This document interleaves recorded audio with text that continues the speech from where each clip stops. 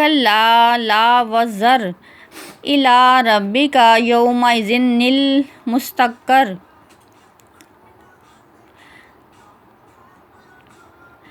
ینبئ الانسان یومئذ بما قدم وأخر بل الانسان علی نفسہ بصیرۃ ولو القی معاذیرہ لا تحرک بہ لسانک لتعجل بہ ان علینا جمعہ وقرآنہ فإذا قرأناه فاتبع قرآنه ثم إن علينا بيانه كلا بل تحبون العاجلة وتذرون الآخرة ووجوه يومئذ ناصرة إلى ربها ناصرة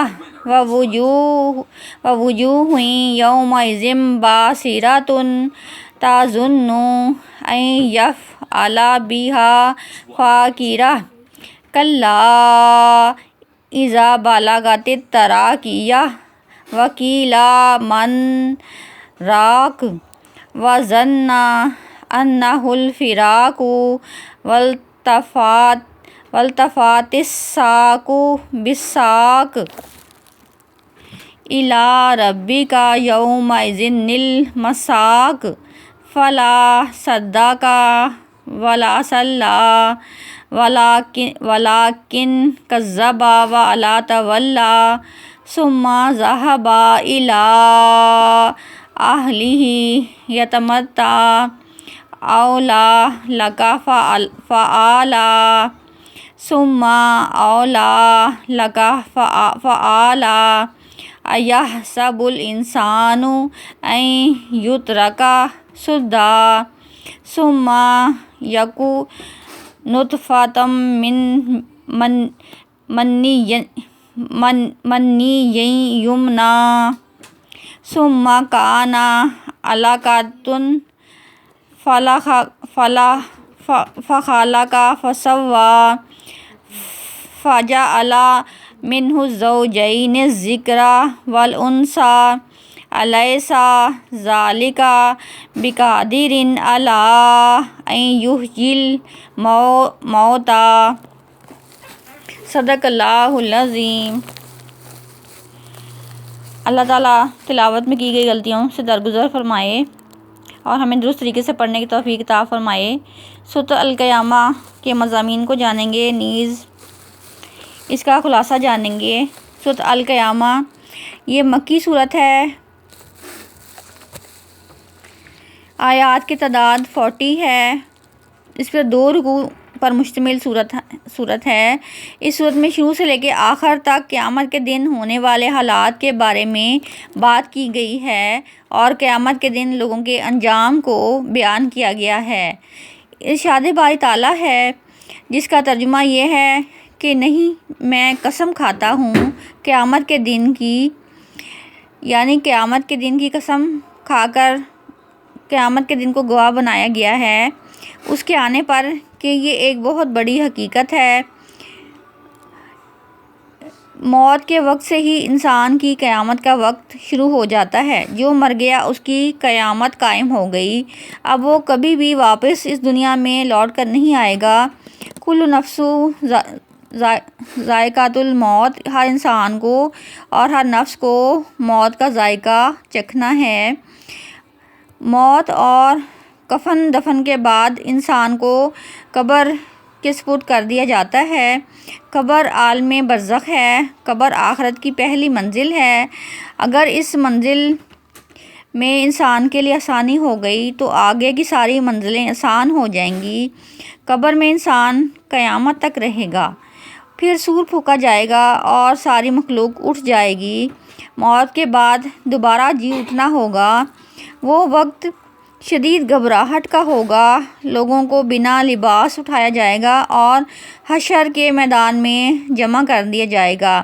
جس دن ہم متقی لوگوں کو رحمان کی طرف مہمان بنا کر اکٹھا کریں گے اور مجرموں کو جہنم کی طرف پیاسے ہانک کر لے جائیں گے۔ وہاں لوگوں کا انجام الگ الگ ہوگا۔ حشر کا دن ایک طویل دن ہے، بہت لمبا دن ہے۔ اس دن نبی پاک صلی اللہ علیہ وسلم کی شفاعت سے حساب شروع ہوگا۔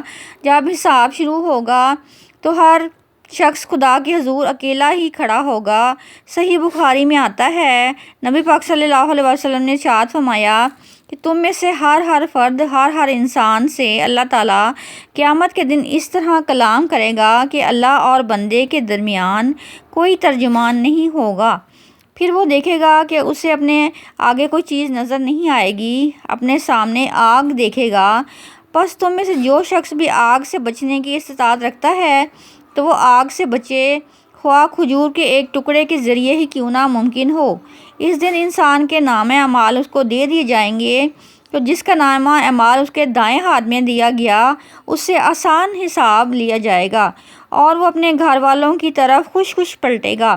لیکن جس شخص کا نامہ اعمال اس کے بائیں ہاتھ میں دیا گیا تو عن قریب وہ اپنی ہلاکت کو پکارے گا اور بھڑکتی ہوئی آگ میں داخل ہوگا۔ پھر نامہ اعمال تولے جائیں گے اور نامہ اعمال تیار ہوں گے۔ نبی پاک صلی اللہ علیہ وسلم نے فرمایا، قیامت کے دن بڑے بڑے ترازو رکھے جائیں گے، پس اگر کوئی آسمانوں اور زمین کا وزن کرنا چاہے تو میزان اس سے بھی بڑا ہوگا۔ تو فرشتے پوچھیں گے کہ یہ ترازو کس کے وزن کے لیے ہے؟ تو اللہ تعالیٰ فرمائیں گے کہ میں اپنی خلقت میں سے جس کے لیے چاہوں گا۔ تو فرشتے کہیں گے، سبحان اللہ، اے اللہ تو پاک ہے، ہم تیری ویسی عبادت نہ کر سکے جیسا کرنے کا حق تھا۔ حالانکہ وہ دن رات عبادت میں لگے رہتے ہیں، فرشتے دن رات اللہ کی بات کرتے ہیں، تب بھی وہ یہ کہیں گے کہ ہم حق ادا نہ کر سکے تھے۔ انسان کہے گا، اس وقت ہر انسان کو سخت پریشانی ہوگی کہ ہم نے دنیا میں اپنا وقت کیوں ضائع کیا۔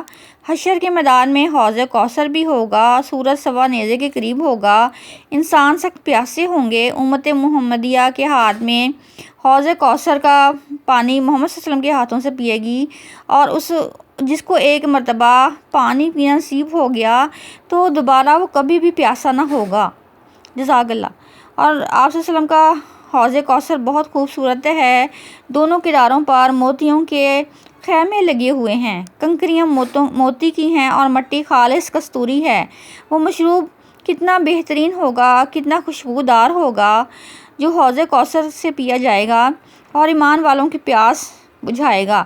لیکن یہاں کچھ لوگوں کو آنے سے روک دیا جائے گا کہ یہ وہ لوگ ہوں گے کہ جنہوں نے دین کو بدل ڈالا تھا، یعنی دین میں نئی نئی بدعات ایجاد کر لی تھیں اور حق کی طرف بلایا گیا تھا دنیا میں تو ان لوگوں نے پرواہ نہ کی تھی، اور جب گھر والوں کی طرف آتے تھے تو اکڑتے ہوئے آتے تھے۔ چال کا ذکر کیا گیا ہے، متکبر لوگوں کی چال کیسی تھی، ہلاکت ان کے لیے ہی ہے۔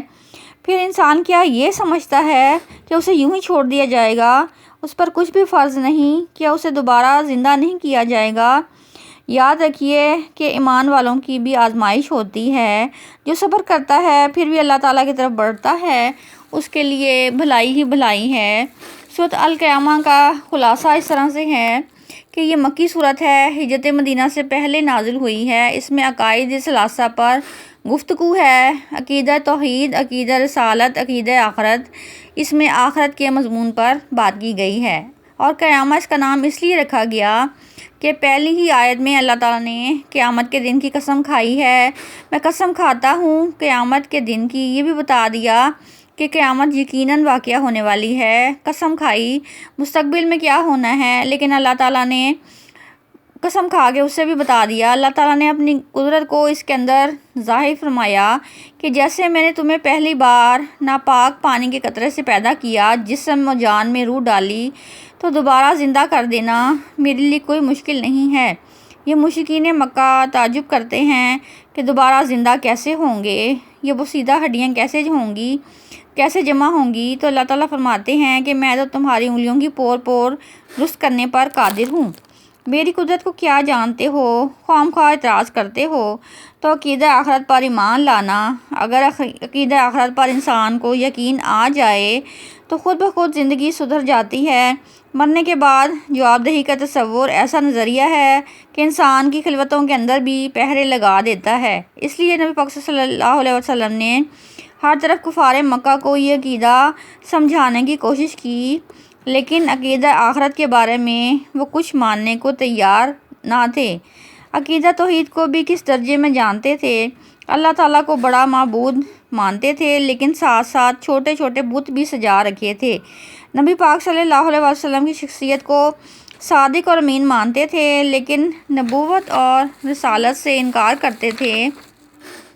یہ کیسے ممکن ہو سکتا ہے مرنے کے بعد کہ انسان مرنے سے وقت کے حالات کو ذکر کر سکے، لیکن جب کسی کی موت آتی ہے تو اس وقت اس پر کیا کیفیت ہوتی ہے کہ پنڈلیوں سے ٹکراتی ہیں، روح نکلتی ہے تمہارے جسم سے، زندگی کے اندر ہی تم قیامت دیکھ لیتے ہو، جس کی جان نکل رہی ہوتی ہے واقعی اس پر قیامت ٹوٹ چکی ہوتی ہے۔ ایک حدیث میں ہے کہ جو مر گیا اس کی قیامت تو قائم ہو گئی، لیکن جب قیامت قائم ہوگی تو انسان کو اب مزید کوئی عمل کرنے کی گنجائش باقی نہ رہے گی، عمل رک جائے گا۔ اب ایمان بھی قبول کرنا چاہے تو اس کی بھی توفیق نہیں دی جائے گی۔ اب اللہ تعالیٰ کے سامنے پیش ہوگا، وہ قیامت خود گھروں میں دیکھتے ہو مرتے گھر والوں کو، جس کے گھر والے مر رہے ہوتے ہیں تو تمام گھر والے اپنے مرنے والے کو دیکھتے ہیں تو وہ گویا قیامت کو دیکھ رہے ہوتے ہیں۔